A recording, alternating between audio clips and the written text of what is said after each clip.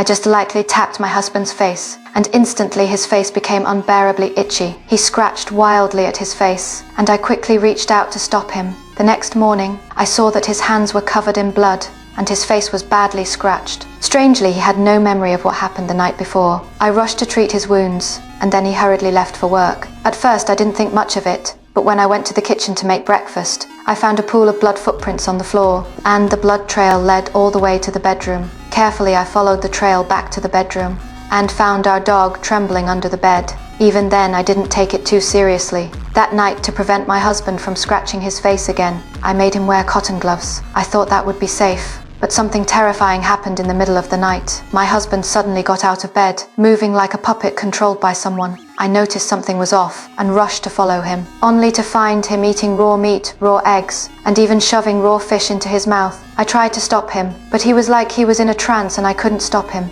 Before I could react, he suddenly appeared behind me, drinking water straight from the faucet. The dog was barking wildly terrified, but that wasn't even the scariest part. I followed him back to the bedroom, only to find him opening the window ready to jump out. I was so scared I ran up and pulled him back from the windowsill. It wasn't until his head hit the floor that he finally woke up from his sleep, but he still had no memory of what had just happened. To get to the bottom of this, the next day I took him to the hospital. The doctor said he might have sleepwalking disorder, which explained why he did dangerous things at night, and that with treatment he could recover. When we got home, we locked up all the dangerous knives, put safety nets on the windows, and made sure he took his medication before bed. The next morning, seeing my husband still sleeping peacefully in bed, I finally breathed a sigh of relief. But when I got up to wash my face, I found the living room in complete disarray. I hurried to open the fridge, and the sight before me shocked me beyond words. Our dog had been frozen to death in the fridge,